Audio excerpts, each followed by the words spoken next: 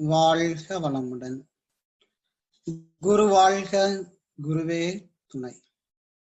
அருட்பேராற்றல் இரவும் பகலும் எல்லா நேரங்களிலும் எல்லா இடங்களிலும் எல்லா தொழில்களிலும் உறுதுணையாகவும் பாதுகாப்பாகவும் வழி நடத்துவதாகவும் அமையுமாக.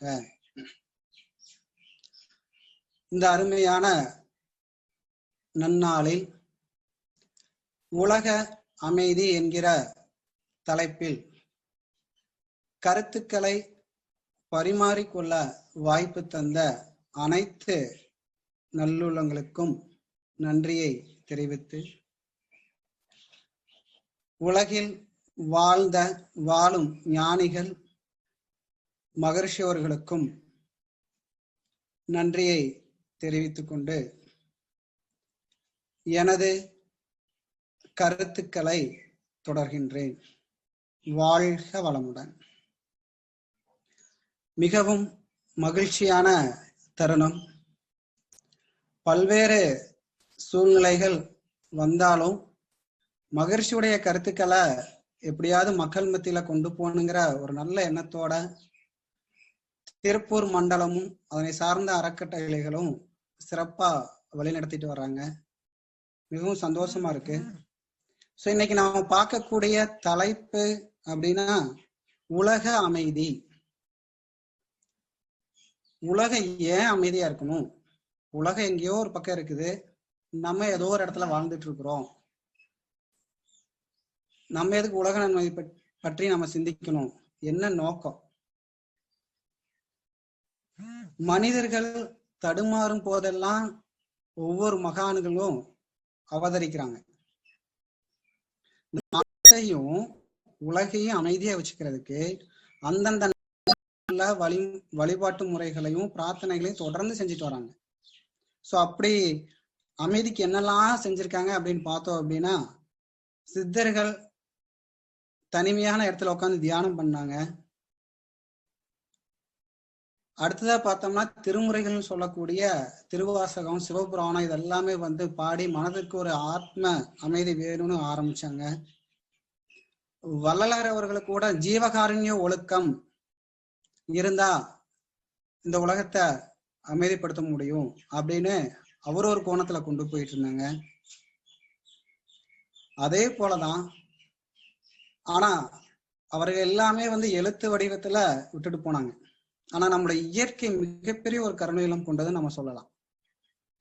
ஏன்னு பார்த்தோம்னா இன்றைய காலகட்டத்துல ஒரு கல்லையும் மண்ணையும் கடவுளாக மாற்றி கொள்ளும் இந்த காலகட்டத்துல வெறும் எலும்பும் சதையுள்ள ஒரு மனிதனையும் கடவுளாக மாற்ற முடியும் அப்படிங்கிற ஒரு ஆணித்தனமான கருத்தை வச்சது நம்முடைய வேதாத்ரி மகர்ஷி அவர்கள் மட்டும்தான்.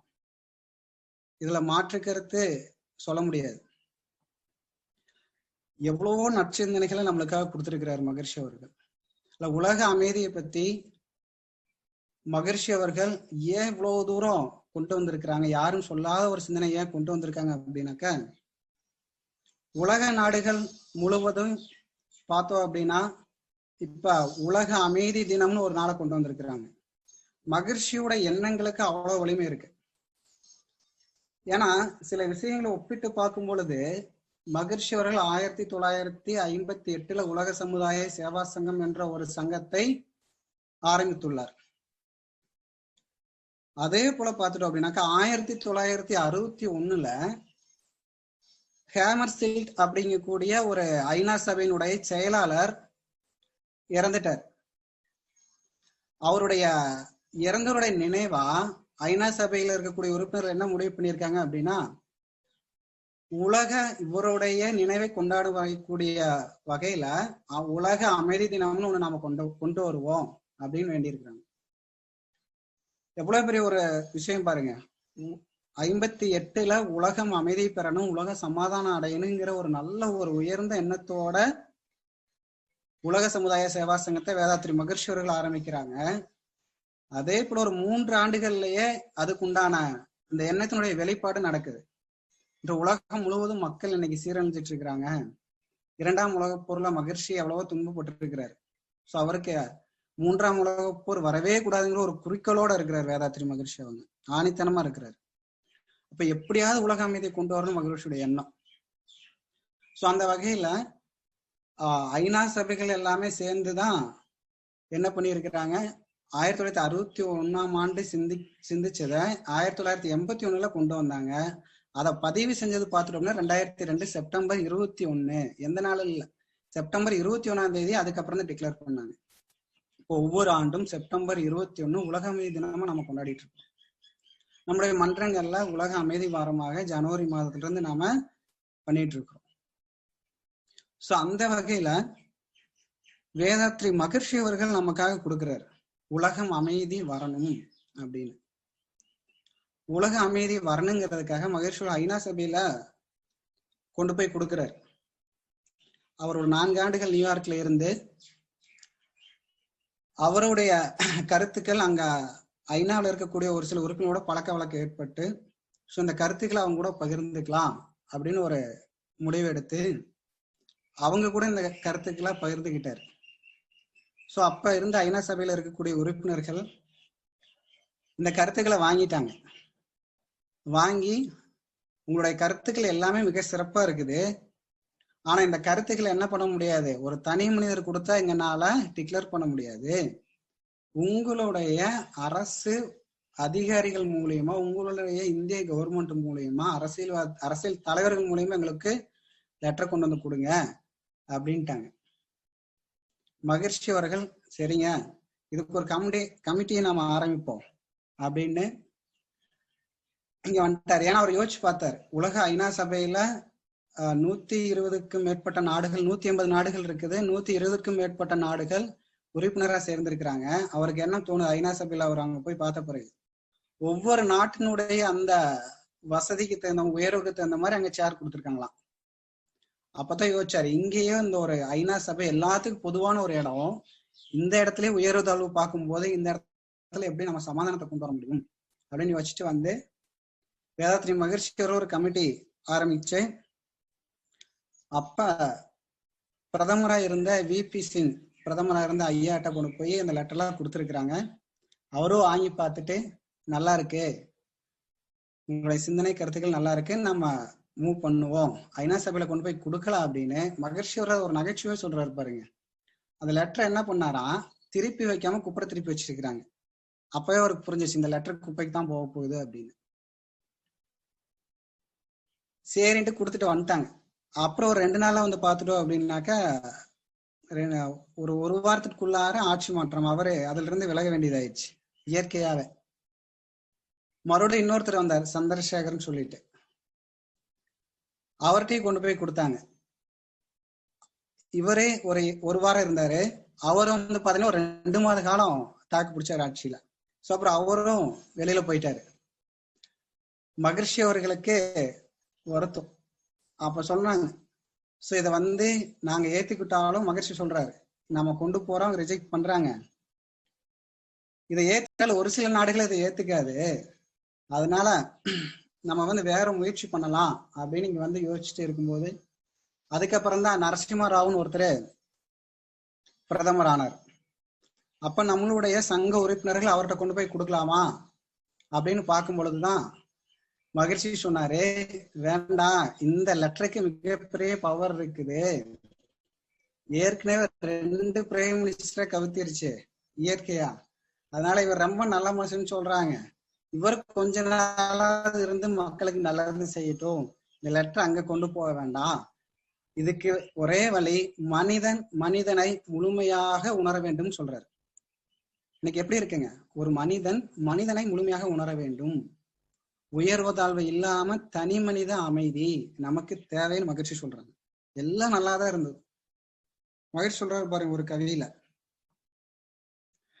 இயந்திரங்கள் வாழ்வில் ஏற்றமே தந்துள்ளன, வந்தன பணத்தினால் வாழ்க்கை தொல்லைகள் வேதாத்ரி மகிழ்ச்சி குறிப்பிடுறாரு. எவ்வளவு அழகான வார்த்தை பாருங்க. இயந்திரங்கள் வாழ்வில் ஏற்றமே தந்துள்ளன, வந்தன பணத்தினால் வாழ்க்கை தொல்லைகள் அப்படிங்கிற வேதாத்ரி மகிழ்ச்சி. சோ இன்னைக்கு இன்றைய காலகட்டத்துல இன்னைக்கு நாம அப்படிதான் இருக்கிறோம். வேலை வேலை வேலைன்னு போயிட்டே இருக்கிறோம். ஆனா நீ தனி மனித அமைதி நம்மகிட்ட இருக்கான்னு கேட்டா கண்டிப்பா கிடையாது. ஏன்? அவன் நல்லா இருக்கானா, அவன் ஒழுக்கமா இருக்கானா, அவனை ஒழுக்கப்படுத்திட்டு என்னை வந்து சொல்ல சொல்லு, நான் அதுக்கப்புறம் மாறிக்கிறேன் அப்படிங்கிறாரு. இப்ப அமைதி என்பது எங்கிருந்து ஆரம்பிக்கணுங்க? தன்னுள் இருந்து ஆரம்பிக்கணும். அகத்தில் அமைதி மலர வேண்டும், பின்பு அந்த அமைதியை புறத்தில் உணர வேண்டும் அப்படின்னு மகர்ஷி சொல்றாரு. அகத்துல எப்படி நம்மளுக்கு மன அமைதியை கொண்டு வர்றது? பாரதியார் சொல்றாரு பாருங்க அழகா, துணி வெளுக்க சாயம் உண்டு பராசக்தி, எங்கள் மனம் வெளுக்க என்ன உண்டுன்னு கேட்கிறார். அவர் கேட்ட கேள்விக்கு மகர்ஷி அவர்கள் தவமா கொடுத்திருக்கிறார். துணி வெளுக்க சாயம் உண்டு பராசக்தி, எங்கள் மனம் வெளுக்க என்ன உண்டுன்னு கேட்கிறார். இன்னைக்கு மனம் முழுவதும் இன்னைக்கு எப்படி இருக்குங்க? நிறைய கவலைகள் படுறோம், நிறைய கோபப்படுறோம், நிறைய துன்பங்கள்ல வாழ்க்கை சிக்கல்கள்லாம் நம்ம மாட்டிட்டு இருக்கோம். ஒரு காலத்துல மனிதன் எப்படி வாழ்ந்தான்? காடுகளில் வாழ்ந்தான். ஒரு 100 ஆண்டுகளுக்கு முன்பு, 200 ஆண்டுகளுக்கு முன்பு, 500 ஆண்டுகளுக்கு முன்பு எப்படி இருந்ததுங்க? காடுகள்ல வாழ்ந்தான். அப்ப என்னாச்சு? மிருகங்களை பார்த்து பயப்பட ஆரம்பிச்சான். பின்பு மிருகங்களை ஜெயிச்சான். அதன் பின்பு என்னாச்சுங்க? இயற்கையை கண்டு அஞ்சினான். எல்லாம் காடுகள், இயற்கை, மலைகள் எல்லாம் பிரமிப்பா இருக்குது. சோ இதுல எப்பரா நம்ம வாழ போறோம், எப்பரா பிழைக்க போறோம்னு ஒரு பய உணர்வு. அதன் பின்பு இயற்கையை தரம் மாற்றி உருமாற்றி அதனுடன் வாழ பழகி கொண்டான். இயற்கையை வென்று விட்டான். இப்போது மனிதனை கண்டு மனிதன் அஞ்சுகிறான். மனிதனை மனிதன் ஜெயிக்க வேண்டும் என்ற பேராசையால் எல்லாவற்றையும் கபலீகரம் செய்து, பாருங்க எப்படி குறிப்பிடுறாங்க, எல்லாவற்றையும் கபலீகரம் செய்து மனித இனம் இன்று துன்பத்தில் ஆழ்ந்து இருக்கிறது.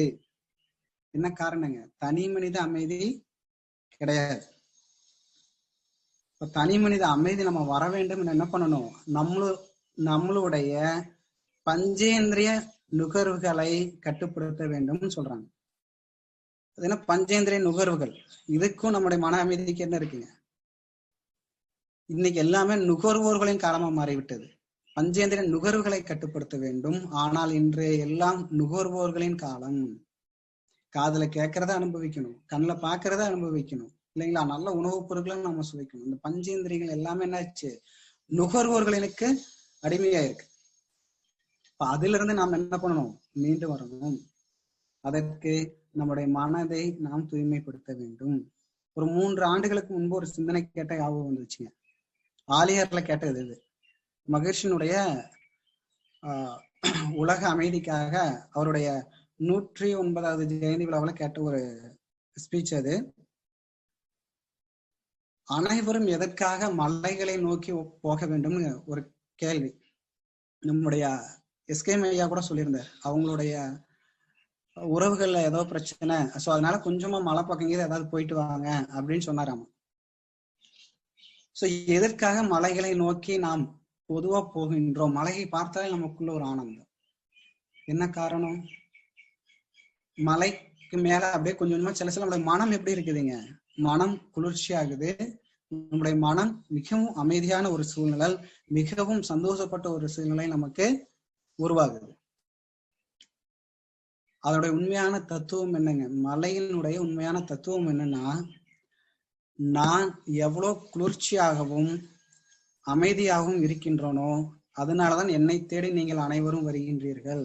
அதன் போல் உங்களுடைய மனமும் உள்ளமும் அமைதியாகவும் இனிமையாகவும் இருந்தால் உங்களை தேடி உறவுகளும் நண்பர்களும் தேடி வருவார்கள் சொல்றாங்க. சோ எவ்வளவு பெரிய ஒரு அற்புதமான கருத்து பாருங்க. சோ அழகா நிக்கக்கூடிய ஒரு மலை எவ்வளவு பெரிய தத்துவத்தை நமக்குள்ள சொல்லுது. நாம் ஒவ்வொருவரும் சிறப்பாக வாழ வேண்டும் என்ற ஆசை நமக்கு நிறைய இருக்குங்க.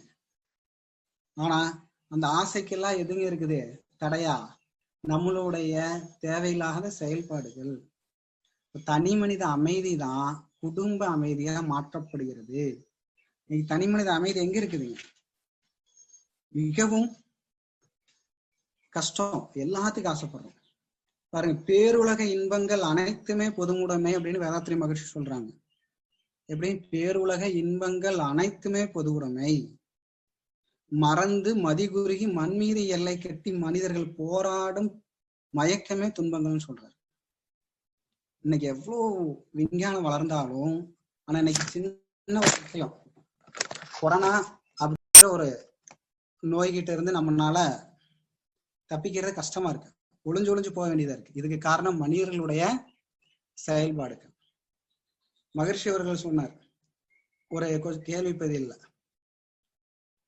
நாம் எவ்வளவுதான் நல்ல கருத்துக்களை பிறருடன் பகிர்ந்தாலும் அதை கேட்டுட்டு அப்படியே போயிடுறாங்க, ஒரு நல்வழிப்படுத்துறது மிகவும் கஷ்டமா இருக்குன்னு ஒரு கேள்வி மகிழ்ச்சியிடம். அவர் சொன்ன வார்த்தை, மனிதனிடம் நல்ல கருத்துக்களை எவ்வளவு தூரம் நம்ம கொண்டு போய் சேர்க்கிறோம், அது நம்மளுடைய கடமை. ஆனா மனிதர்கள் கேட்கலைன்னா இந்த இயற்கை என்றாவது ஒரு நாள் நம்மை சீர்படுத்தும் அப்படின்னாரு. சோ அப்படி வந்தது இந்த கொரோனான்னு நம்ம நினைக்கிறோம். ஏன்னா நதியை சுத்தப்படுத்துறதுக்கு எவ்வளவு கோடிக்கணக்கில் செலவு, காற்று மாசுபாடு அடைஞ்சிருக்கு, எல்லாமே செலவு. ஆனா இந்த லாக்டவுன் டைம்ல பாத்துட்டீங்கன்னா எல்லாமே தூய்மையாயிடுச்சு. பாருங்க எவ்வளவு பெரிய ஒரு அற்புதமான விஷயம்.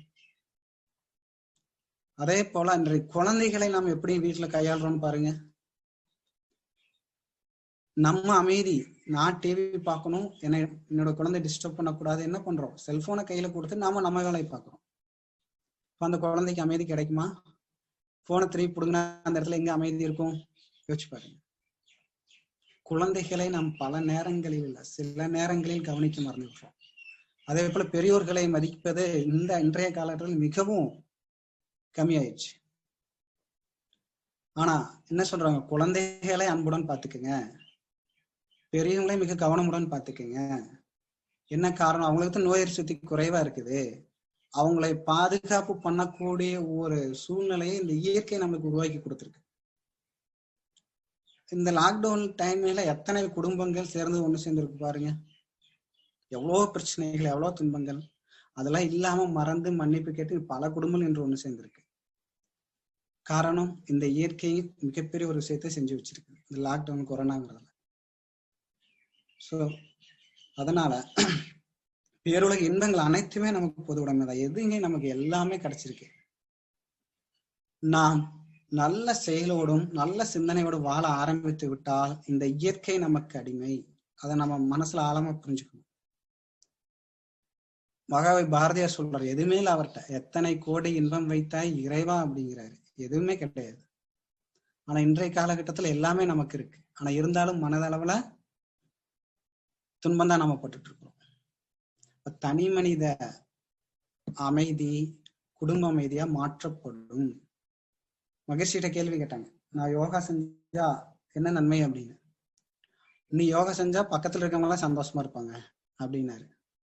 எவ்வளவு சிம்பிளான ஆன்சர் பாருங்க. என்ன சாமி அப்படின்னாக்க, ஆமா, நீ யோகா செஞ்சு நல்ல மனதனுடைய தியானம் பண்ணி பிறரை வாழ்த்த ஆரம்பித்தால் நீ மட்டுமல்ல உனது பக்கத்து வீட்டுக்காரரும் தூய்மைப்படுவார்கள். ஆனா இன்னைக்கு நம்ம வீட்டுக்குள்ளேயே சண்டை வந்துட்டு இருக்கு. சிந்திச்சு பாருங்க. சேலத்துல வந்து பார்த்துட்டோம் அப்படின்னாக்கா, ஒரு தொடர்ந்து 3 ஆண்டுகள் ஒரு பெரியவர் ஒருத்தர் நல்ல மகசூலுக்காக என்ன பண்ணியிருக்காருங்க, தொடர்ந்து அவார்டு வாங்கியிருக்கிறாரு மத்திய அரசாங்கத்திட்ட. இப்ப அவர்கிட்ட கேள்வி கேட்கிறாங்க. இப்ப அங்க போய் சுத்தி பார்த்தாங்க, பரவாயில்ல உங்களுடைய நிலத்துல மட்டும் நெல்ல தூய்மையா இருந்தா நல்லதா இருந்தா பரவாயில்லையே, எல்லாம் சுத்தி இருக்கக்கூடிய பல ஏக்கர் நிலங்களும் நல்லதா இருக்கு, இது எப்படின்னு கேட்கிறாங்க. சோ அதுக்கு அவர் சொன்ன வார்த்தை, எல்லா விவசாய நிலங்களுக்கும் என்னுடைய நிலத்துல இருந்துதான் விதை நெல்கள் வாங்கிட்டு போறாங்க, அதனாலதான் என்னுடைய நெல்லும் நல்லா இருக்கு அப்படிங்கிறார். சோ எவ்வளவு பெரிய உண்மை இருக்கு பாருங்க. நம்முடைய பக்கத்தில் இருக்கக்கூடிய நிலவளம் நல்லா இருந்தாதான் நம்மளுடைய நிலமும் அந்த இடத்துல நல்லா இருக்கும். அதே போலதான் நீ தியானமும் உடற்பயிற்சி செஞ்சு நல்லா ஆரோக்கியமா இருந்தா உன்னுடைய அருகில் வருபவர்களும் அவர்களுக்கும் அந்த எண்ணம் உண்டாகும். உன் வீட்டில் இருக்கும் அமைதி உன்னோட பக்கத்து வீட்டாருக்கும் போய் சேரும்னு சொல்றாரு. எவ்வளவு பெரிய நல்ல விஷயம் பாருங்க. மகிழ்ச்சி அவர்கள் அதுக்கு என்ன பண்றாங்க பாத்துட்டீங்க அப்படின்னாக்க, பயிற்சி முறைகளை நமக்கு உருவாக்கி கொடுக்குறாரு. பயிற்சி முறைகள்ல நம்ம எந்த அளவுக்கு தேர்ந்து தேர்ந்து தேர்ந்து போறோமோ, உடற்பயிற்சியே நமக்கு ஒரு நல்ல அமைதியை ஏற்படுத்தி கொடுக்கும். ஆனா நம்ம நிறைய பேர் மன்றத்துக்குள்ள போய் உட்காந்தோன்னே நமக்கு நிறைய தோணும். ஆலியர்லயும் சரி, மன்றத்துக்கு போனாலும் சரி, இன்னைக்கு நான் ரொம்ப சிறப்பா இருக்கிறேன், சந்தோஷமா இருக்கேன், நல்லா இருக்கேன் அப்படின்னு தோணுது. ஆனா அதுல இருந்து நம்ம விலைக்கு வந்துட்டோம் அப்படின்னாக்க நமக்கு என்ன ஆகுங்க, மனநிலைகள் மாற்றம் வந்து விடுகிறது. அடுத்தடுத்து என்ன பண்றோம்னா வேகமா நம்ம போயிட்டே இருக்கிறோம். ஸோ அதனால நமக்கு ஒரு நன்மையும் நமக்கு ஏதாவது வரப்போகுதுன்னா கண்டிப்பா கிடையாது. திடீர்னு கோபம். எதுக்கு கோவப்படுறோம்? சில பேர் கோவப்பட்டாலும் அந்த நாளே நல்லா இருக்கும், கவனிச்சு பாத்தீங்கன்னா தெரியும். ஏன்னா அவங்களுக்கு அப்படியே பழகிட்டாங்க. கோபம் என்பது நாம் என்ன பண்றீங்க, நம்முடைய உயிரை, நம்முடைய ஆயுளை குறைத்துக் கொள்வதற்கு ஒரு ஆயுதமா இருக்குது. அதற்காக பஞ்சேந்திரியங்களை நாம் கட்டுப்படுத்த வேண்டும் அப்படின்னு சொல்றோம். யாரு என்ன சொன்னாலும் நம்ம நிலையில நாம் கரெக்டா இருக்குமான்னு பாருங்க. அது மிகவும் சிரமமான விஷயமா இருக்கு. இன்னைக்கு என்னை பார்த்து ஒருத்தவங்க சொல்லிட்டாங்க அப்படின்னா எனக்கு பயங்கர கோபம் வந்துடுது. பல்வேறு சூழ்நிலைகள்ல அந்த ஒரு ஈகோன்னு சொல்லுவாங்க இல்லையா, தன்முனைப்பு, நீ என்ன சொல்லி நான் என்ன கேட்கறது அப்படின்னு ஒரு அந்த தன்முனைப்பு நம்ம கிட்ட நிறைய இருக்குங்க.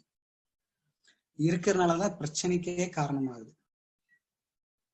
மகரிஷி அவர்கள் சொல்றாரு பாருங்க. ஸோ முந்தைய காலகட்டங்கள்ல பண்டம் மாற்றும் முறைகள் இருந்தது. ஆனா தற்பொழுது அந்த பணம் வந்ததுக்கு அப்பிறகு எல்லாமே பதுக்கல் முறை. ஒரு நாடுக்கும் இன்னொரு நாடுக்கு பிரச்சனை பண்றோம். ஸோ இதனால என்ன நன்மை, அந்த அரசியல்வாதிகளும் அங்க இருக்கக்கூடிய தலைவர்கள் வந்து அதனால பயனடைகிறாங்க. அதனாலதான் இந்த உலக அமைதியை விரும்புறது கிடையாது. இதுக்கு என்ன தீர்வு கொடுக்குறாரு பாருங்க மகரிஷி. மனிதர் ஒருவருக்கொருவரை உணர்ந்துட்டோம், நானும் கடவுள் நீயும் கடவுள் தான், எனக்குள்ள அந்த அமைதி இருந்ததுன்னா அந்த அமைதி உனக்குள்ளே வரணும்.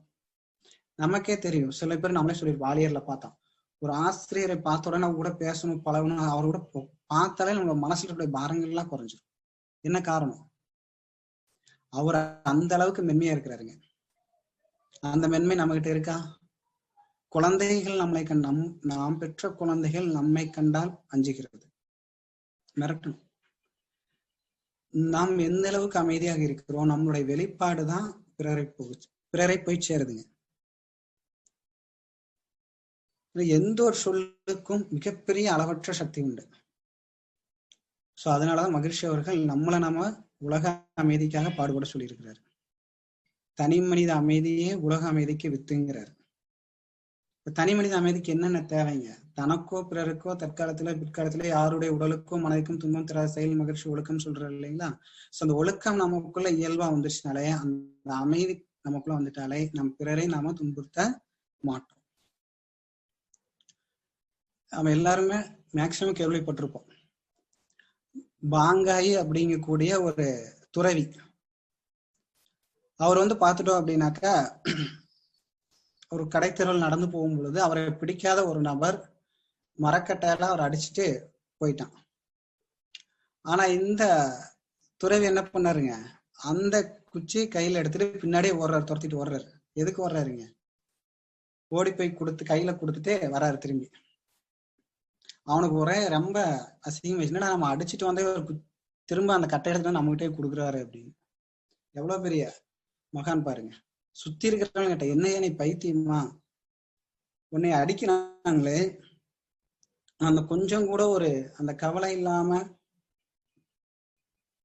திருப்பி கொண்டு போய் அங்கேயே கொடுத்துட்டு வரீங்களே, இதுல என்ன நியாயம் அப்படின்னு கேட்கிறாரு. அவர் திருப்பி கேட்டார், ஆமா உங்களை அடிச்சே நீங்க என்ன பண்ணுவீங்க? திருப்பி நானும் அதே கட்டையால 4 சாத்துவேன் அப்படின்னாங்க. சரி பரவாயில்ல, அந்த மரம் இயல்பாவே அந்த கிளையை உடஞ்சி எமலா வந்திருந்தா நான் என்ன பண்ண முடியும்? அந்த மரத்தை கூட போய் சண்டை போட முடியுமா அப்படின்னு ஒரு கொஸ்டின் வைக்கிறார். அது போலதான் அவர் அறியாமல செஞ்ச செயல், அதே போல நானும் இருக்க முடியுமா அப்படின்னு யோசிக்க வைக்கிறார். இந்த பல்வேறு இந்த மனநிலை நம்மள எத்தனை பேர் இருக்குன்னு யோசிச்சு பாருங்க. காரணங்களே இல்லாமல் நாம் பல நேரங்களில் கோபித்துள்ளோம், சின்ன சின்ன விஷயங்களுக்கு. கோபம் என்பது யாரோ செய்யும் தவறுக்கு நமக்கு நாமே கொடுக்கும் தண்டனை அப்படிங்கிறார் மகிழ்ச்சி. அப்ப என்ன பண்றாங்க, நம்ம தினந்தோறும் உடற்பயிற்சி, தற்சோதனை நம்ம செய்ய வேண்டும். தனி மனித அமைதி, நமக்குள்ள ஒரு அமைதி, பேரின்பத்தை ஏற்படுத்த வேண்டும். ஆட்டோமேட்டிக்கா நம்ம போய் இடத்துல எதுவுமே சொல்ல வேண்டாம், உங்களோட எண்ணம் ஆட்டோமேட்டிக்கா வெளியில பிரதிபலிக்கும். இன்றைய காலகட்டங்கள்ல போரினால் எவ்வளவு துன்பங்கள் வந்துட்டு இருக்கு பாருங்க. இப்ப கூட ஒரு 2 நாடுகள் சண்டை போட்டுட்டு இருக்கு. சண்டை போடக்கூடாதுன்னு அதுக்கு சமாதானம் பண்றதுக்கு மற்ற நாடுகள் அதுக்கு உதவி செஞ்சுட்டு இருக்கிறாங்க. இன்னைக்கு நம்ம குடும்பத்துக்குள்ள ஒரு சண்டை வந்துருச்சுனாலே அந்த குடும்பம் எப்படி இருக்கு? ஒரு ஸ்கூலுக்கு போகக்கூடிய ஒரு பையன் எப்படி இருப்பாங்க? நல்லபடியா ஸ்கூல்ல போய் உட்கார முடியுமா? அவனுக்கு மாலை வீடு திரும்ப வரைக்கும் அந்த காலையில நடந்த நிகழ்வுகளை திரும்ப திரும்ப திரும்ப திரும்ப அவனுக்குள்ள அசை போட்டுட்டே இருக்கும் இல்லையா? நம்ம காலைல ஏதாவது வீட்டுல சண்டை போட்டுட்டு வெளியில போய் ஒர்க்குக்கு போனாலும் திரும்ப திரும்ப அந்த எண்ண அலைகள் நம்மளை தொந்தரவு பண்ணிட்டே இருக்கும். பாருங்க, வீட்டில் வரக்கூடிய சின்ன சண்டையே அவ்வளவு துன்பத்துக்கு நம்மளை ஆளாக்கும் போது உலகம் முழுவதும் பல்வேறு காரணங்கள்னால சண்டைகள் தொடர்ந்து நடந்துட்டு இருக்குது. எல்லா உலக தலைவர்களும் பேசணும் பேசணும் பேசணும்னு என்ன பண்றாங்க? உலக அமைதியை கொண்டு வரணும்னு மேலோட்டமா பேசுற அந்த ஆழ்மன எண்ணங்கள் கிடையவே கிடையாது. அதனாலதான் மகிழ்ச்சி சொல்றாரு, ஒவ்வொருத்தரையும் உணர்ந்து நாம் அனைவருமே நல்ல அமைதியோடு வாழ பழகி கொண்டால்தான் நம்மை பார்த்து நம்மளது குடும்பம் அமைதியாகும்னு சொல்றாரு. அதை பார்த்து பரவாயில்ல அப்படிங்கிற ஒரு நல்ல அந்த உணர்வு நம்மளுடைய இந்த நல்ல அலையைக்கும் மற்றவர்களையும் போய் சேருன்னு சொல்றாங்க. தனி மனிதனோட உள்ள குறைபாடு தான் குடும்ப அமைதிக்கு கேடு விளைப்பதா இருக்குதுங்க. அமைதி என்பது தனி மனிதனிடம் தொடங்கி குடும்ப அளவில் விரிந்து சமுதாய நோக்கத்திற்காக சமுதாய அமைதியாக வேண்டும் வேதாத்திரி மகர்ஷி அவர்கள் சொல்றாங்க. எவ்வளவு பெரிய ஒரு நல்ல ஒரு உயர்ந்த கருத்து பாருங்க. ஒரு ஞான களஞ்சியத்துல மகிழ்ச்சி கவி சொல்றாரு, உடலில் சிறு காயமும் பட்டால் உடன் வாழ்வோர் எல்லாம் கடல் உலகில் படும் துன்பம் காண்கிறோம் அப்படிங்கிறார். ஏதோ ஒரு பக்கம் போர் நடந்துச்சு, இங்க நம்ம டிவில பார்த்தாலும் மனம் துன்பப்படுது. ஏன்? நம்மை சார்ந்தவர்கள் யாரோ ஒருவர் அங்க இருந்தா என்ன மனம் அவர்களுக்கு என்ன ஆச்சோ அப்படின்னு நம்மளுடைய மனம் பதைப்பதைக்கும். போரில் கணக்கின்று கணப்பொழுதில் மடிகின்றார். இப்ப கூட அந்த நடந்த சண்டையில 3000 வீரர்களுக்கு மேல இருந்ததா ஒரு கணக்கு வெளியிட்டு இருக்கிறாங்க. அந்த 3000 குடும்பங்களும் அவருடைய குழந்தைகளும் எவ்வளவு துன்பப்படும் யோசிச்சு பாருங்க. மேலும் பட முடியாத துயரோடு பருவுடலில் உறுப்பு பல இழந்தும் பதை பதைத்தும் துன்பம் உற காண்போம் அப்படின்னு வேதாத்திரி மகர்ஷி சொல்றாங்க. நடந்து செல்லும் பிணங்கள் அல்ல நாம். யோசிச்சு பாருங்க, நடந்து செல்லும் பிணங்கள் அல்ல நாம், இவற்றை பார்த்து நமது கடமை தேர்ந்து நலம் செய்யாதிருக்க. எவ்வளவு பெரிய ஒரு உயர்ந்த கருத்து. இன்னைக்கு பல்வேறு இன்னைக்கு என்ன நடந்தாலும் பரவாயில்ல, நான் நல்லா இருந்தா போதும், ஒரு மிகப்பெரிய ஒரு சுயநலத்தோட இன்று 90% மக்கள் வாழ்ந்து கொண்டிருக்காங்க. சோ அதனுடைய வெளிப்பாடுதான் அப்பப்ப இயற்கை சீற்றங்கள். இயற்கையை நாம மதிக்க மாட்டேங்கிறோம். இன்னைக்கு ஆஸ்திரேலியாவில் காடு தீப்பத்தி எரியுது, கலிபோர்னியாவில் தீப்பத்தி எரியுது, அமெரிக்காவில் தீப்பத்தி எரியுது. இயற்கை வளங்களே அழிஞ்சிட்டு போயிட்டு இருக்கு. அந்த இயற்கையை நாம் காக்க மறந்துட்டோம். நினைவுபடுத்துது நம்ம கிட்ட திரும்ப திரும்ப. நம்மளுடைய கடமையை நாம் சரியாக செய்ய வேண்டும் அப்படின்னு மகிழ்ச்சி சொல்றார். கடமை, நீ இன்று செய்யக்கூடிய வேலையை சரியாக செஞ்சு முடிச்சாலும் மிகப்பெரிய உலகத்தை செய்யக்கூடிய நன்மை. நிறைய பேர் தவறுகள் நடந்தும் அது நடந்துட்டு போகுது, எனக்கு என்ன அப்படின்னு நம்ம வாட்டுக்கு போறோம். ஸோ அதுக்கு அது நடந்து செல்லும் பிணங்கள்ங்கிறார் மகிழ்ச்சி.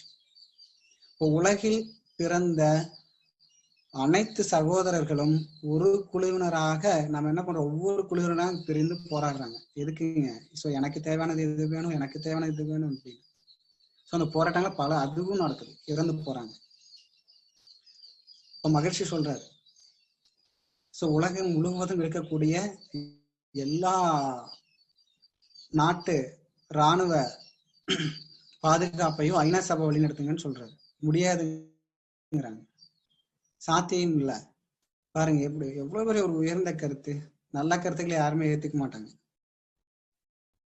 இப்போ மகிழ்ச்சி அவர்கள் பயிற்சிகள் மூலியமா தான் நம்ம என்ன பண்ண முடியும், மாற்றத்தை கொண்டு வர முடியும். அப்படின்னு தான் தான் சமுதாயம் இயற்கை என்ற மூன்றினோடும் மனிதன் இணைந்து வாழ பழகி கொள்ள வேண்டும். ஏன்னா ஒருவருடைய உதவி இல்லாமல் இன்னொருவர் நிச்சயமாக வாழ முடியாது. போரில்லா நல்ல உலகம் எப்ப நமக்கு கிடைக்குங்க? இந்த உலகத்துல இருக்கக்கூடிய எல்லா மனிதர்களும் ஒண்ணுதான். உடல் வேறாக இருக்குது, ஆனா உலகத்துல இருக்க எல்லா மனிதர்களும் இந்த இயற்கையால் படைக்கப்பட்ட ஒன்று. அதான் மகிழ்ச்சி சொல்றாரு பாத்தீங்களா, போரில்லா நல்லுலகம் பொருள் துறையில் சமநீதி வேணும்னு கேக்குறாங்க. சோ அந்த அளவு அந்த காலகட்டத்துல இருந்தது, பண்டம் மாற்றும் முறைகள் இருந்தது. சோ ஆனா பதுக்கினதுக்கு ஆரம்பிச்சதுக்கு அப்புறம் தான் இவ்வளவு பிரச்சனைகளுமே வந்திருக்குங்க. வேதாத்ரி மகரிஷி அவர்கள் நமக்கு கொடுத்துள்ள இந்த பயிற்சி முறைகள் மூலியமா இந்த உலகத்தை வாழ்த்துங்க. எவ்வளவு பேர் வாழ்த்துறோம் பாருங்க. பயிற்சிகள் ஒவ்வொரு பயிற்சி முடிவுலையும் நம்ம இந்த உலகத்தை நினைச்சு மனதார நம்ம வாழ்த்துறோம். உலகம் என்ற மண் மீது அனைவருமே பிறந்திருக்கோம், இதுல எந்தவித மாற்று கருத்துமே கிடையாது. உயிர் காக்கும் காற்று ஒன்றே மூச்சு விடுவதற்கு, உலகெங்கும் ஒளி வீசும் சூரியனும் ஒன்றே, உள்கடல் ஒன்றே நீர் ஆவியாகி பொழிய, உலகில் உள்ளோர் எவரும் இதில் ஒன்றும் செய்ததில்லை. இதுல ஏதாவது நம்ம பண்ணியிருக்கோமான்னு மகிழ்ச்சி சிந்திக்கிறார். சொல்ல முடியுமா அந்த சூரியனை நான் தான் உருவாக்குனேன், நிலாவை நான் தான் உருவாக்குனேன், பஞ்சபூதங்களை நான் தான் உருவாக்குனேன், ஏதாவது சொல்ல முடியுமா? அண்டத்தில் உள்ளது அனைத்தும் இந்த பிண்டத்திலும் உள்ளது என்பதை நாம் உணர வேண்டும். பஞ்சபூதங்கள் தான் நம்ம, இல்ல எதுவுமே கிடையாது நம்மளால உருவாக்கப்பட்டது. இயற்கைங்கிற பேரின்பத்திலிருந்து நம்ம எல்லாருமே உருவாயிருக்கோம். ஒவ்வொருவரும் பிறந்து வாழ்ந்து செத்து போவார். உலகில் ஒரு குழுவினர் மற்றோரை கொன்று உயிர் வாழ்வது நீதியெனில் கொலைஞர்களே மிச்சம். இன்னைக்கு எவ்வளவு தூரம் வஞ்சம் நமக்குள்ள இருக்கு. டிவில நிகழ்ச்சி போட்டாலும் அவனை வெட்டிட்டான், இவன் அவனை வெட்டிட்டான், 10 வருஷத்துக்கு முன்னாடி இருந்த பிரச்சனை பாரு. இந்த மாதிரி போச்சுன்னா அந்த உலகத்துல வெறும் கொலைஞர்கள் மட்டும்தான் இருப்பாங்க, நல்ல மனிதர்களே வாழ முடியாது. இப்போ ஒருவருக்கு ஒருவர் நம்ம விட்டு கொடுத்து போகணுங்கிறாங்க. ஒருவர் சொன்ன கருத்தை அதே கருத்தை நம்ம சொல்லுவோம், மாற்று கருத்து வரும், அவர் அதை தான் சொல்லுவாரு, இருந்தாலும் நம்மளால ஏற்றுக்கொள்ள முடியாது. அதே பிடிவாதத்துல இருக்கக்கூடாது. பரவாயில்ல, நீங்க சொன்னதும் சரியா இருக்கும், நான் சொன்னதும் சரியா இருக்குன்னா அந்த இடத்துல நமக்கும் அவருக்கும் ஒரு அமைதி, எனக்கு ஏற்படாம ஒரு அமைதி கிடைக்கும், நட்பை நம்மளால வலுப்படுத்திக்க முடியும். இந்த அமைதி நம்மளுடைய குடும்பத்துல எந்த இடத்துல எல்லாம் மறந்துருக்கோம்னு பாருங்க.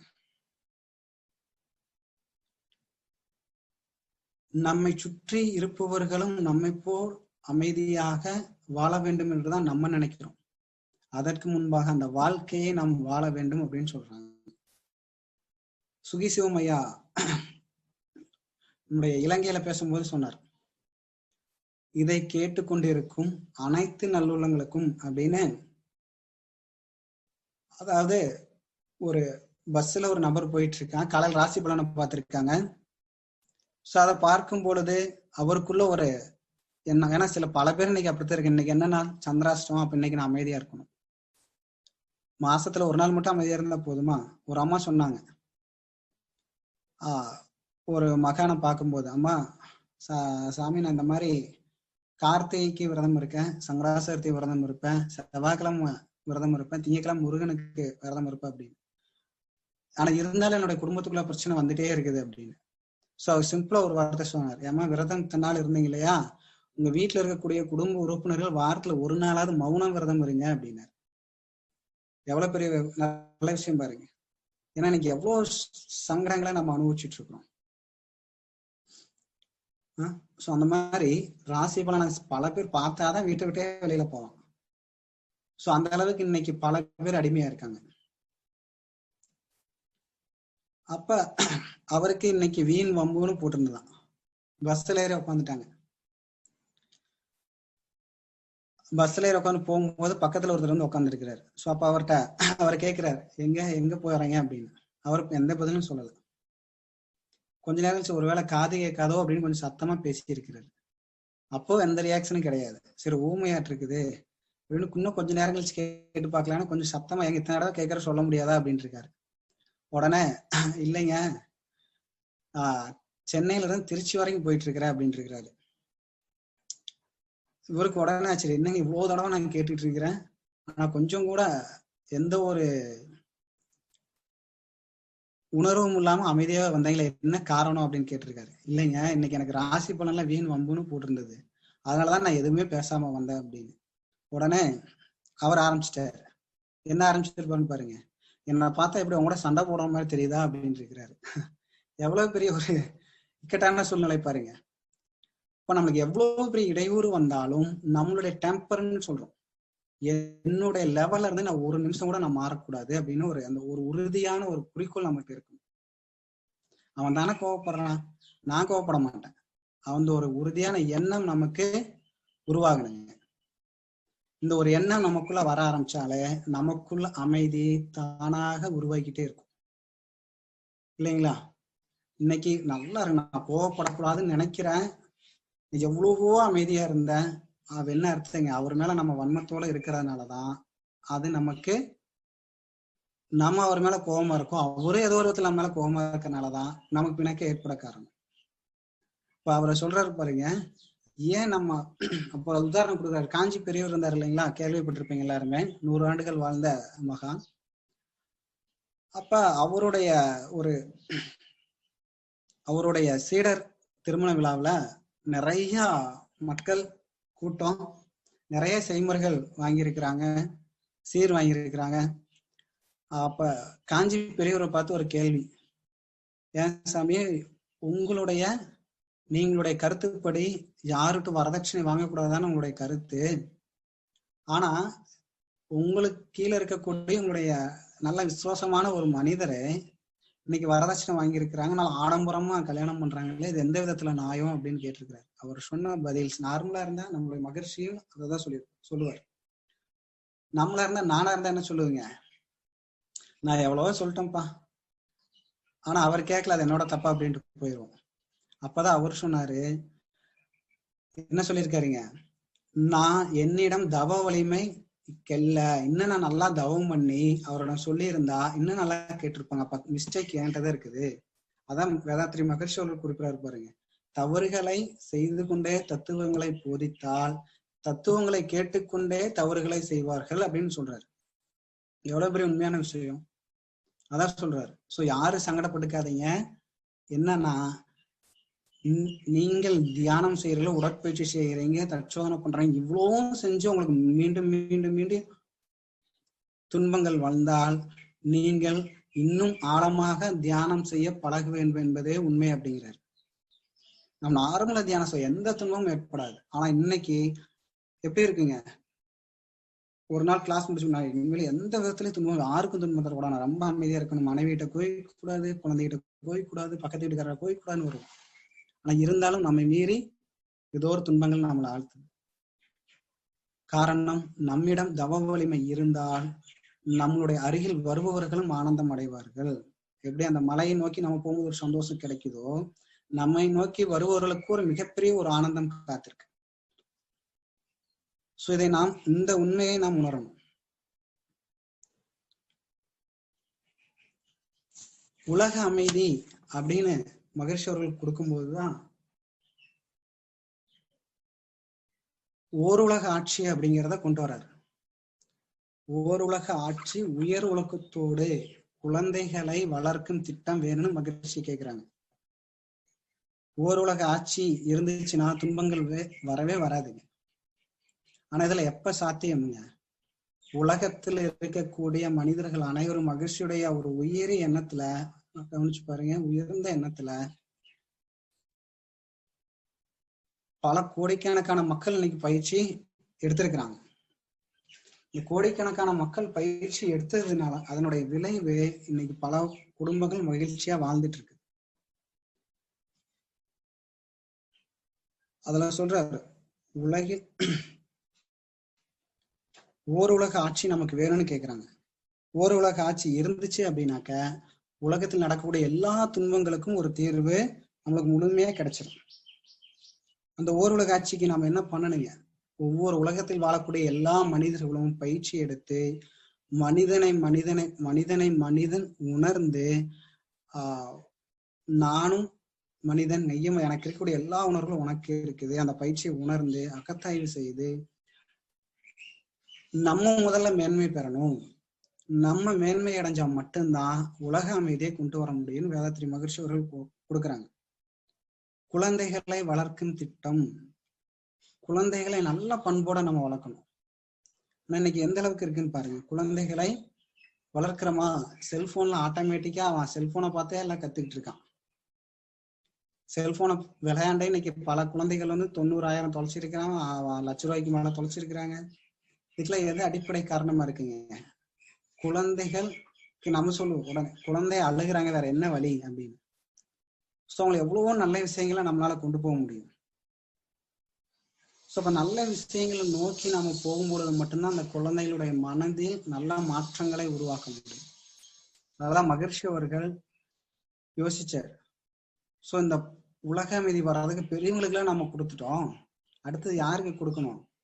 சின்ன குழந்தைகள் இருந்து கொண்டு வாங்க இல்லையா? அஸ்திவாரம் ஸ்ட்ராங்கா இருந்தாதான் அதுக்கு மேல வரக்கூடிய பில்டிங் ஒவ்வொன்றுமே ஸ்ட்ராங்கா இருக்கும். இதுக்கு அடிப்படை ஒரு 50 வயசுல முடிஞ்சு வாழ்க்கையில எல்லாத்தையுமே அனுப்பிச்சு 50 வயசுக்கு மேல அவரு யோகாக்குள்ள வந்து அதுக்கப்புறம் அவருடைய கருமையத்தை நம்மை தூய்மைப்படுத்துவதற்கு வளரும் பருவத்தில் அவருடைய மனதில் நல்ல விதைகளை நம்மால் விதைக்க முடியும். அதுக்கு இந்த உலகத்துல குழந்தைகளை வளர்க்கக்கூடிய திட்டத்தை நாம் உருவாக்கணும் அப்படிங்கிற வேதாத்ரி மகர்ஷி. யோசிச்சு பாருங்க. என்ன பண்ணுங்க, உலகத்துல இருக்கக்கூடிய மகர்ஷி சொல்லுவாரு இல்லைங்களா, இப்ப பேராசிரியர் மதன் ஐயா கூட சொல்லுவாங்க, உலக மனித தெய்வங்களாகிய உங்கள் அனைவருக்கும் அப்படின்னு சொல்லுவார். எதுக்காக அப்படி சொல்றாங்க? ஒரு சீடர்கள்லாம் ஒரு ஆசிரமத்துல இருந்தாங்க, குரு இருந்தாரு. அந்த குருவுக்கு திடீர்னு ஒரு சிந்தனை, நான் வந்து கடவுளை போய் பார்க்க போறேன். எங்க போறாருங்களாமா? கடவுளை போய் நாம பார்க்க போறோம் அப்படிங்கிறாங்க. அந்த கடவுளை போய் பார்க்கணும், இமயமலையில போய் பார்க்கணும் அப்படின்ட்டு அங்க போய் பல மடங்கு உட்காந்து தியானம் செய்யறாரு. அந்த தியானத்தினுடைய விளைவா அவருக்குள்ள ஒரு உள்ளுணர்வு என்ன சொல்லுதுங்க, சிவன் அவருக்குள்ள ஒரு உள்ளுணர்வு அவருக்கு சொல்லுது. அதாவது உன்னுடைய ஆசிரமத்துல 30 சீடர்கள் இருக்காங்க இல்லையா, அந்த 30 சீடர்கள்ல ஒருத்தனா நான் அங்க இருக்கிற கடவுளா, உன்னால முடிஞ்சா நீ போய் கண்டுபிடிச்சுக்க அப்படிங்கிறாரு. இவருக்கு ரொம்ப மகிழ்ச்சி, கிளம்பி வந்தாருங்க. அப்போ வந்து பார்த்தோம்னா அங்க இருக்கக்கூடிய சீடர்களுக்கு ஒரே சந்தோஷம். ஏன்னா நம்முடைய மகான் எப்பயோ கடவுளை பார்த்துட்டு வந்திருப்பாரு. அவர் போனதுக்கு அப்புறம் அந்த மன்றமும் நல்லா வளர்ச்சி அடையல. என்ன காரணமா இருக்கும் அப்படிங்கிறபோது அதுக்கு விளைவு வருது பாருங்க. என்ன காரணங்களா இருக்குங்க? நம்ம மகான் நம்மளை வழிநடத்துறது கிடையாது, இதெல்லாம் ஒருத்தருக்கு ஒருத்தர் போட்டி போறாம நீ பண்ணு நான் பண்ணுன்னு இருந்தார். இப்ப இந்த மகான் அங்கிருந்து வந்து 30 பேர்த்தையும் லைனா நிக்க வச்சு ஒவ்வொருத்தர் காலையை விழுந்து ஓம் சிவாய நமக, ஓம் சிவாய நமக, ஓம் சிவாய நமகன்னு 30 பேர்த்தையும் என்ன பண்றாருங்க, சிவனா நினைச்சு வழிபடுறாரு. என்ன சொல்றாருங்க, நான் இமயமலையில் இருக்கும்போது எனக்குள்ள ஒரு உணர்வு, கடவுளுடைய 30 சீடர்கள் ஒருவனா இருக்கேன்னு என்கிட்ட சொல்லிட்டாங்க. ஆனா 30 பேர்த்துல இருக்கக்கூடிய அந்த கடவுளை என்னால என்ன பண்ண முடியல, உணர முடியல. அதனாலதான் இந்த 30 பேர்த்துல 30 பேர்த்துக்குள்ள யார்கிட்ட வேணாலும் கடவுள் இருக்கலாம். சோ அதனாலதான் எல்லாத்தையும் நினைச்சு கும்பிட்டேன் அப்படின்னு சொல்லிட்டு அவர் கிளம்பிட்டாரு. அதுக்கப்புறம் அவங்களுக்குள்ள ஒரு பயம், ஒருவேளை இவன் கடவுளா இருப்பானோ, ஒருவேளை அவன் கடவுளா இருப்பானோ அப்படின்னு ஒருத்தரை பார்த்து ஒருவர் என்ன பண்ணிட்டாங்க, மதிக்க கற்றுக்கொண்டார்கள். அதன் பின்பு அந்த ஆசிரமம் நல்லா டெவலப் ஆச்சுன்னு ஒரு சிந்தனை. இப்ப எவ்வளவு பெரிய ஒரு உயர்ந்த இடத்துல இருக்கும் பாருங்க. சோ இந்த எண்ணங்கள் எங்கிருந்து உருவாகணுங்க, நம்முடைய குழந்தைகள்ல இருந்து உருவாகணும். நம்முடைய குழந்தைகள் இன்னைக்கு பெரியவங்களுக்கு மதிப்பு கொடுக்கறது இல்ல, ஒரு நல்ல ஒரு பிரார்த்தனை பண்ணக்கூடிய ஒரு எண்ணங்கள் அவங்களுக்கு உருவாக்கி கொடுக்க மாட்டேங்கிறோம். இது எல்லாமே வாழ்க்கை அவங்க வளர்ந்து வர அவங்களுக்கு தான் துன்பத்தை ஏற்படுத்தும். அப்ப நல்ல பண்புள்ள ஒரு குழந்தையை நாம் உருவாக்கணும். எத்தனையோ ஆசிரமங்கள் இருக்கு, அங்க கூட்டிட்டு போங்க. வேற இவங்களே அவ்வளவு தூரம் சிரமப்படுறாங்க. ஸோ அவங்களுக்கு நம்மளால முடிஞ்ச உதவி செய்யணும்னு ஒரு எண்ணத்தை நம்ம உருவாக்கணும். ஸோ அந்த எண்ணங்கள் குழந்தைகளுடைய மனதில் அவர்களுக்கும் பிறருக்கும் உதவி செய்ய வேண்டிய ஒரு எண்ணம் அவங்களுக்கு உருவாகும். நானும் எனது நண்பர்கள் அனைவரும் இணைந்து ஒரு ஒரு 6 மாதத்துக்கு ஒரு முறை ஏதாவது ஒரு கோயிலுக்கோ அல்லது ஆசிரமத்துக்கோ சென்று உணவு எங்களால முடிஞ்சதை நாங்க செய்வோம்.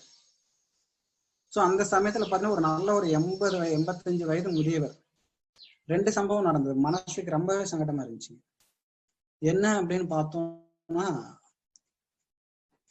அந்த 85 வயது முதியவர் எங்களுடைய காலையில் விழுந்து அந்த உணவை பெற்றுக்கொள்றது. நாங்க எவ்வளவோ வேண்டாங்க நாங்க தான் அவங்க காலைல விழுவுறோம், நாங்க விழுந்துட்டோம். அப்ப அவருடைய மனம் எவ்வளவு துன்பத்துல இருக்குன்னு கவனிங்க. அப்பதான் துன்பத்தில் இருப்பவருக்கு உதவி செய்வதும் ஒரு நல்ல மனநிலையை நமக்கு உருவாக்கி தரும். அந்த நாள் ஃபுல்லா எங்களுக்கு மிகப்பெரிய மன வருத்தம் இன்னமும் இருக்கு. அந்த டயத்துல எங்ககிட்ட காசு கேட்டாங்க. ஒரு சில பேருக்கு உணவு இல்லை, பணம் கேட்டாங்க. மத்தவங்க அந்த வழியில ஒரு சின்ன ஒரு 5-6 வயசு பையன் இருக்கும். அந்த போய் டக்குன்னு அப்பா அவன் காசு கேட்கறாங்க. இல்ல இந்த அவன் பாக்கெட்ல அவங்க அப்பா கொடுத்த 10 ரூபாய் எடுத்து டக்குன்னு கொடுக்குறான். இந்தாங்கப்பா இதை நீங்க வச்சு அவங்களுக்கு கொடுத்துருங்க, அந்த தாத்தாவுக்கு கொடுத்துருங்க அப்படின்னு. எவ்வளவு பெரிய ஒரு உயர்ந்த உள்ளம் பாருங்க. சோ இந்த மாதிரி ஒரு பண்புள்ள குழந்தைகளை நாம் உருவாக்குவதற்கு வேதாத்திரியத்தை அவர்களுக்கும் சிறு வயதிலிருந்து நாம் கற்றுக் கொடுக்க வேண்டும். சின்ன சின்ன விஷயங்களை கற்றுக் கொடுங்க. முழுமையா நம்ம வராட்டியும் தினமும் கொஞ்சம் கொஞ்சமா அவங்களுக்குள்ள கொண்டு போய் அந்த குழந்தைகள்கிட்ட மாற்றத்தை கொண்டு வந்தா மட்டும்தான் உலக அமைதிக்கு இளைஞர்களுடைய பங்குதான் மிகப்பெரிய முக்கியம் அப்படின்னு வேதாத்திரி மகிழ்ச்சி கொடுத்துறாரு.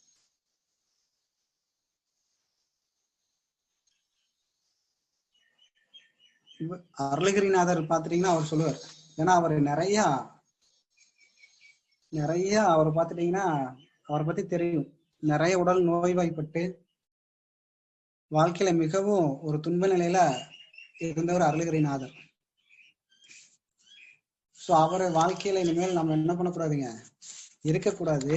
அவருக்கு தவறான ஒரு எண்ணம் அவருக்குள்ள உருவாச்சு.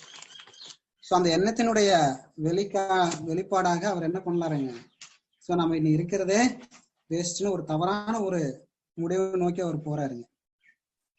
சோ அப்பதான் அவர் உணர்றாரு, நம்ம எதுக்கு இந்த மாதிரி இருக்கணும், கம்முன்னு உட்காரலாம்.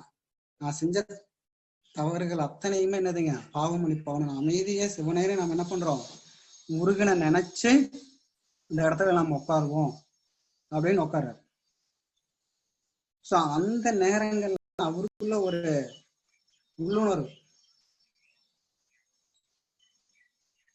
கொஞ்சம் கொஞ்சமாக அந்த இறை உணர்வு அவருக்கு கிடைக்க ஆரம்பிக்குது. இந்த இறை உணர்வு பெற பெற பெற பெறதான் அவர் உடல் முழுவதும் பூரண குணம் அடையுது. சோ அதுக்கப்புறம் தான் முருகனை பத்தி 30 திரு 10 திருன்னு பாடல்ல அவர் எழுத ஆரம்பிச்சிருக்காரு. மிகப்பெரிய ஆச்சரியம் அவருக்கு. என்ன பண்ணிடுறாரு, அவர் எதுவுமே பண்ணல. சிவனேன்னு அவருடைய மனதை அமைதியா இருக்கணும்னு ஒரு இடத்துல ஒரு செகண்ட் முடியுதா எதுவுமே. நான் வாழ்க்கை பூரா நான் உடற்பயிற்சி பண்றேன், வாழ்க்கை பூரா தவம் பண்றேன், ஆனா எனக்கு எந்த நன்மையுமே நடக்க மாட்டேங்குதே அப்படின்னு எண்ணத்தோட பல பேர் இருக்கிறாங்க. அந்த எண்ணத்தை தூக்கி எறியணும். எனக்கு நல்லது நடக்கும் ஆணித்தனமா நம்ம நம்பணும். இந்த உலகத்தை நாம டெய்லி வாழ்த்தணும். உலகத்தை வாழ்த்த வாழ்த்த வாழ்த்த வாழ்த்த மட்டும்தான் இந்த உலகம் உயர்வு. அதாவது எவ்வளவு பெரிய நல்ல விஷயத்தையும் கெடுக்கிறதுக்கு சில கெட்ட விஷயங்கள் இருக்கும். ஆனா அந்த கெட்ட வசச்சொல்லை மாற்றும் ஒரே மந்திரம் சொல்லியதுன்னா நம்மளுடைய வேதாத்திரி மந்திரம், வாழ்க வையகம் வாழ்க வையகம் வாழ்க வளமுடன் வளர்க வேதாத்திரியம். இதுதான் தினசரி உண்மையை உணர்ந்து வாழ்த்துங்க. உலக அமைதி 150 ஆண்டுகள்ல வரும் அப்படின்னு வேதாத்திரி மகிழ்ச்சி சொல்றாங்க. இன்னைக்கு அதை நோக்கிதான் இன்னைக்கு போயிட்டு இருக்கு. இன்னைக்கு இந்த இயற்கையை பாதுகாக்கணும், பார் முழுதும் உணவினர் பொதுவாக்கணும்னு சொல்றாரு வேதாத்திரி மகிழ்ச்சி. சோ இன்னைக்கு அவருடைய எண்ணங்கள் இன்னைக்கு கொஞ்சம் கொஞ்சமா வருதுங்க. ஒரு நாட்டுல பிரச்சனை, உணவு பற்றாக்குறை, பரவாயில்ல பக்கத்து நாடு ஹெல்ப் பண்ணுது. அவருடைய எண்ணத்தினுடைய வெளிப்பாடு கொஞ்சம் கொஞ்சமா என்ன இன்னைக்கு டெவலப் ஆயிட்டு வருது. அவர் 1975 பேசுறாரு, 1981 உலக அமைதிக்காக நாளை உருவாக்குறாங்க. எவ்வளவு பெரிய உயர்வு பாருங்க. ஸோ அவருடைய எண்ணம் எந்த அளவுக்கு உயர்வானதோ அந்த அளவுக்கு அவருடைய கருத்துக்களும் மிக மிக உயர்வா இன்னைக்கு மக்கள் மத்தியில கொண்டு போய் சேர்த்துக்கிட்டே இருக்கோம். நாம மகிழ்ச்சியினுடைய இந்த உயர்ந்த தத்துவங்கள் நம்ம வாழ்க்கையில தினசரி கடைபிடிக்கணும். மன்றத்துக்குள்ள மட்டும் கடைபிடிச்சா பத்தாதுங்க, மன்றத்துக்கு வெளியில நம்ம வீட்டுல கடைபிடிக்கணும், இந்த சமுதாயத்துல கடைபிடிக்கணும். அப்பதான் இந்த உலக அமைதிக்கு அது வழிவகுக்கும். இன்னைக்கும் பல பேர் ஐயோ இவர் கூட பேசக்கூடாது, ஏங்க நம்மளுடைய தவறான ஏதோ ஒரு செயல்பாடு அவருடைய மனதை பொறுத்து நம்ம உண்மையை உணர்ந்து வாழ்த்துங்க அவரை. இன்னும் பல பேர் குடும்பங்கள்ல அண்ணன் தம்பி பேசுறது கிடையாது, அப்பா அம்மா கூட பேசுறது கிடையாது, கணவன் மனைவி பேசுறது கிடையாது, எவ்வளவோ பிரிவினைகள் இருக்குது. நம்ம நிறைய பேர் சொல்லுவோம் நான் உணர்ந்துட்டேன் அப்படின்னு. நாம் உணர்ந்து கொண்டால் அனைவரையும் ஏற்றுக்கொள்ளணும். இதுதான் மனப்பக்குவம். இந்த மனப்பக்குவம் நமக்குள்ள வந்துட்டாலே நம்ம அமைதியானவனாக மாறிவிட்டோம் என்று பொருள். நம்ம எத்தனை பேர்த்துக்கிட்ட அந்த ஒரு நான் அவன்கிட்ட தவறு செஞ்சுட்டேன், ஆனா இருந்தாலும் தவறு என்னிடம் மீது கூட இருக்கலாம், அவர்கள் மீது இருக்கலாம், அவர்கள் பேசாட்டியும் நான் என்ன பண்றேன், மனதார மகிழ்ச்சி சொல்றாருல எதிரிகளே நினைத்து வாழ்த்தணும் அப்படின்னு. இப்ப என் மீது தவறு இருந்தா நான்லாம் போய் மன்னிப்பு கேட்க மாட்டேன், நான் எதுக்கு மன்னிப்பு கேட்கணும் அப்படியே ஒரு அந்த ஆணவம் நம்ம கிட்ட இருக்கவே கூடாது.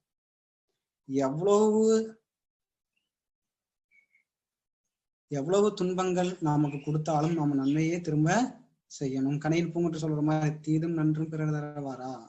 பிறரை பற்றி நம்ம எந்த காலத்திலையும் சிந்திக்க வேண்டியது கிடையாது.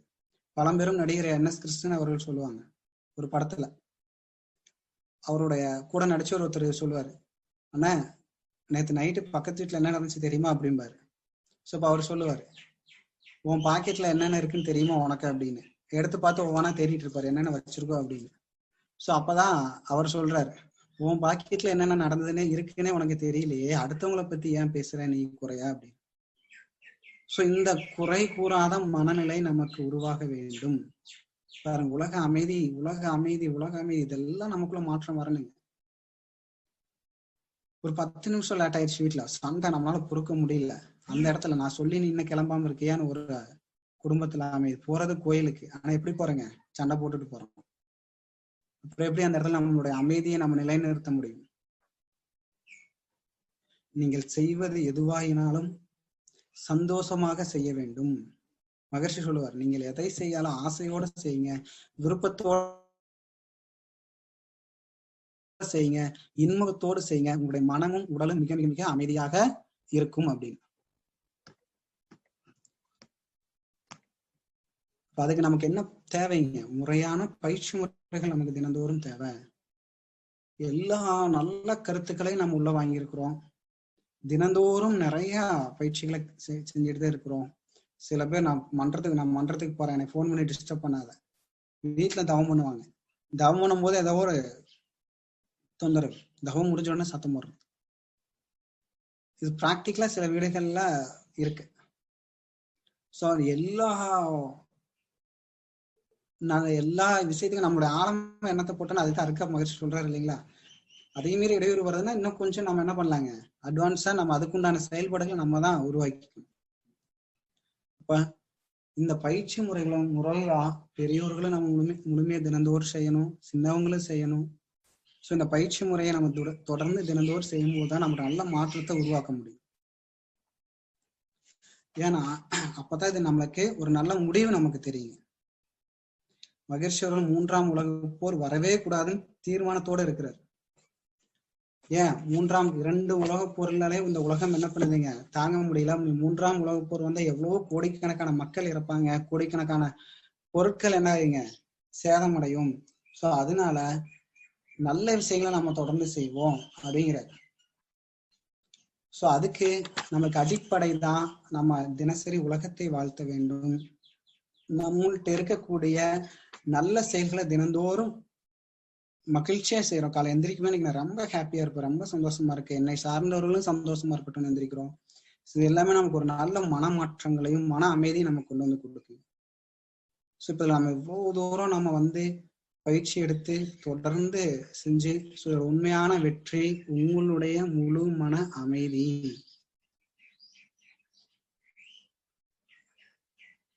நம்ம நல்லா இருந்தா மட்டும்தான் நம்மளுடைய குடும்பத்திலையும் ஒரு அமைதி நிலவும்.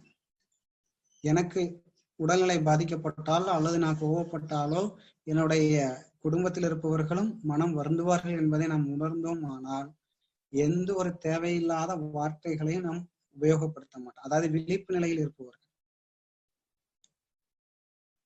போரில்லா நல்ல உலகம் நம்ம எப்ப உருவாக்க முடியுங்க? நம்மை நாம் மாற்றிக்கொள்ள வேண்டும். மற்றவர்களை, மகாத்மா சொல்லுவார், மற்றவர்களை திருத்துவதற்காக நாம் பிறக்கவில்லை, நம்மை நாம் திருத்துவதற்காக மட்டுமே பிறந்துள்ளோம் என்பதை நாம் உணர வேண்டும் சொல்லுவார். அத தன் நிறை குறை உணர்தல் மகிழ்ச்சி அவர்கள் தற்சோதனைகளை கொடுக்கிறார். தன்னை அறிந்தால் தனக்கு ஒரு கேடு இல்லை, தன்னை அறியாமல் தானே கெடுகின்றான். இதுதான் உலகம். நம்மளுடைய அமைதியை கெடுக்குது, மற்றவருடைய அமைதியை கெடுக்குது. தனி மனித அமைதி குடும்ப அமைதியை கொண்டு வருது, குடும்ப அமைதி உலக அமைதிக்கு வழிவகுக்குங்க. ஸோ இதை நாம் ஒவ்வொருத்தரும் தினந்தோறும் உணர்ந்தோம் அப்படின்னாக்க ஸோ வாழ்க்கை சிக்கல்கள் இருந்தும் மன அமைதியிலிருந்தும் நம்மளால நம்மை காத்துக்கொள்ள முடியும். இதை நாம் என்ன பண்ணுங்க? உணரும். ஸோ இதை உணர உணர உணர மட்டும்தான் நம்மளால வாழ்க்கையில அந்த ஆன்மீக பயணம் சொல்றாங்க இல்லையா, அறிவியல் முழுமை பேர் அடைய வேண்டும். மகிழ்ச்சி சொல்லுவார், அறிவியல் பற்றாக்குறை, எல்லாத்துக்கும் அறிவியல் பற்றாக்குறையா இருக்குங்கிறார். அந்த அறிவு உயர்வு வரணும் அப்படின்னாக்கா ஆன்மீக சார்ந்த விஷயங்களை நம்ம தொடர்ந்து நம்ம செய்யணும். நம்ம உயர்த்தி கொள்ளும் போது மட்டும்தான் நம்மை சார்ந்த உறவுகளும் உயர்த்த முடியும். பர்வீன் சுல்தான் அவர்கள் சொல்லியிருக்கிறாங்க, அவர் அந்த நிகழ்ச்சியில பேசும்போது, நான் நிறைய இடங்களுக்கு போயிருக்கேன், அங்க இருக்கிற வரவங்க எல்லாருமே ஏழையா தான் இருப்பாங்க, ஆனா நம்மளுடைய ஆலயர் அறிவு திருக்கோயில் இருக்கிறவங்க மட்டும்தான் எல்லாருமே பணக்காரர்கள் இருக்காங்க. காரணம் அப்படின்னாக்க எல்லோரும் நல்ல சிந்தனையோட வாழக்கூடியவர்கள். இந்த நல்ல சிந்தனை உள்ளம் கொண்ட ஒவ்வொரு மனிதரும் ஒவ்வொரு குடும்பத்துல இருக்கணும்னு சொல்றாங்க. அதான் வேதாத்ரி மகர்ஷி அவர்களும் குறிப்பிடுறாங்க. குடும்பம் ஒரு கோவிலாக மாற வேண்டும், ஒவ்வொரு குடும்பமும் மனவளக்கலை குடும்பமாக மாற வேண்டும். அதற்கு நமக்கு தெரிந்த கருத்துக்களை பிறரிடம் பகிர்ந்து கொள்ள வேண்டும், நல்ல கருத்துக்களை அப்படின்னு சொல்றாங்க. நம்முடைய மனம், நம்முடைய எண்ணங்களை சமநிலைப்படுத்தணும். கோபம் வரக்கூடாது, வெறுப்பு இருக்கக்கூடாது. புத்தர் நம்ம எல்லாருமே கேள்விப்பட்டிருக்கோம். புத்தருடைய யாராவது கேள்வி கேட்டா அவர் சொல்லக்கூடிய ஒரு பாயிண்ட் சொல்லுவாரு. என்ன சொல்லுவாருங்க? 1 வருஷம் கழிச்சு இதே நாள் இதே தேதியில வந்து கேளும்பாரு. அவனும் சரின்ட்டு வந்துட்டு. ஆனா கூட இருந்த சீடர்கள்லாம் சிரிக்க ஆரம்பிச்சாங்க. இவருக்கு என்ன, நான் ஒரு வருஷம் கழிச்சு தானே வர சொன்னார், நீங்க என்ன எனக்கு என்னை பார்த்து இப்படி சிரிக்கிறீங்க அப்படின்னு. இல்ல எதான் கேள்வி கேட்கறதாலும் இப்பவே கேட்டுரு அப்படின்னாங்க. ஏன் அப்படின்னா 1 வருஷம் கழிச்சுன்னு நாங்க எல்லாம் அவர் கூடயே தான் இருக்கிறோம், எங்களையும் இப்படித்தான் சொன்னாங்க. 1 வருஷம் கழிச்சு திருப்பி கேட்பாரு, நமக்கு எந்த எண்ணங்களும் எந்த கேள்வியுமே இருக்காது. ஏன் அப்படின்னா அந்த புத்தர் அப்படிங்கிறவரு அவருடைய மனதையும் எண்ணங்களையும் சமணப்படுத்தக்கூடிய ஒரு மனநிலை உள்ளதுனால அவர் கூட இருக்கும் சீடர்களுக்கும் அந்த உணர்வு ஏற்படுது. எவ்வளவு பெரிய ஒரு உண்மை பாருங்க. சோ அதனால நீ எந்த கேள்வி கேட்கறத இப்ப உடனே கேட்டுரு அப்படிங்கிறாங்க. அப்பதான் அவருக்கு புரிஞ்சுது. அவர் சொல்றார், எப்படி அந்த புத்தர் என்ன மனநிலை இருக்கிற அதே மனநிலை நம்மளுடைய உடல் இருப்பவர்களுக்கு வருதோ அதே போலதான் நீங்கள் எந்த மனநிலையில் உள்ளீர்களோ அதே மனநிலையில் தான் உங்களுடைய குடும்ப உறவுகளும் இருக்கும் அப்படின்னு சிந்தனை விதைக்கிறாங்க. இப்ப எல்லாத்துக்கும் அடிப்படை இதுங்க, நம்முடைய மன அமைதி. பல்வேறு வழிபாட்டு முறைகள் பல்வேறு இருந்தாலும் நம்முடைய வேதாத்ரி மகர்ஷி அவர்கள் மட்டும்தான் சிஸ்டமேட்டிக்கா நம்மளுக்கு கொண்டு வந்து கொடுத்திருக்கிறார். ஒன்றின் பின் ஒன்றா நம்ம கொடுத்திருக்கிறார். எப்படி குழந்தை ஆரம்பத்துல தவக்கும், 8 வைக்கும், நடக்கும், ஓடுவதை போல நமக்கு கொடுத்திருக்கிற பாருங்க. அறிமுக பயிற்சி, அகத்தாய்வு பயிற்சி, தியான முறைகள், காயகல்பம், குணநலப்பேறு, சமுதாய நலம், இந்த மாதிரி தொடர்ந்து இறைஞானம், முழுமை பேரு அப்படிங்கிற தொடர்ந்து நம்ம ஸ்டெப் பை ஸ்டெப்பா கொண்டு போறாரு. ஏன் இந்த மாதிரி ஒவ்வொன்று பின்னாடி ஒவ்வொன்று போகும்போது மட்டும்தான் வாழ்க்கையில் நாம் உயர முடியும் அப்படிங்கிற. ஆனா எவ்வளவு குழப்பம் இருந்தாலும் அந்த 1 செகண்ட் நம்மளுக்கு வந்தா போதுங்க. என்னன்னுங்க, என்னால் மாற்றத்தை உணர முடியும் அப்படின்னு அந்த ஒரு உணர்வு. சில பேர் சார் நான் டெய்லி தவறு பண்றேன், என்னால முடியல, அந்த கெட்ட எண்ணங்களை தூக்கி எறியும். என்னால முடியாதுங்கிறத நம்ம தூக்கி எறியணுங்க. என்னால முடியுங்கிற ஒரு எண்ணத்தோட நம்ம தினசரி நல்ல காரியங்களை செய்ய ஆரம்பிச்சோம் அப்படின்னா வாழ்க்கையில் நாமும் அமைதி பெற முடியும், நம் குடும்பத்தையும் அமைதியுடன் வைத்துக் கொள்ள முடியும். போரில்லா நல்ல உலகத்தை நம்மால் உருவாக்க முடியும். அந்த நல் சிந்தனையோடு எனக்கு வாய்ப்பளித்த அத்தனை நல்லுள்ளங்களுக்கும் நன்றி கூறி, குறிப்பா பேராசிரியர் மதன்குமார் ஐயா அவர்களுக்கு நன்றி சொல்லணும். ஏன்னா அவர் கூப்பிட்டு, தம்பி ஒரு டாபிக் உன்னால பேச முடியுமா, பேசிடுவியா அப்படின்னு கேட்டாரு. முடியும் சார். அந்த அவர் கேட்ட அந்த ஒரு வார்த்தை என்ன 2 நாளா தூங்க விடல. ஏன்னா எவ்வளவுதான் ப்ரிப்பரேஷன் பண்ணாலும் நல்லா பேசணும் மகிழ்ச்சிக்கிறதுல கொண்டு போனது அந்த ஒரு ஆர்வம். ஸோ மறுபடியும் எனக்கு ஒரு நல்ல ஒரு உந்துகோலாக இருந்த பேராசிரியர் மதனையா அவர்களுக்கும் ஜெயலட்சுமி அம்மா அவர்களுக்கும் இந்த நிகழ்ச்சியை தொடர்ந்து நடத்தி வரும் திருப்பூர் மண்டல நிர்வாகிகள் அனைவருக்கும், இதை கேட்டுக்கொண்டுள்ள அனைத்து நல் உள்ளங்களாகிய மனித தெய்வங்கள் அனைவருக்கும் நன்றி கூறி எனது இந்த சிற்றுரையை நிறைவு செய்கிறேன். வாழ்க வளமுடன், வாழ்க வளமுடன்.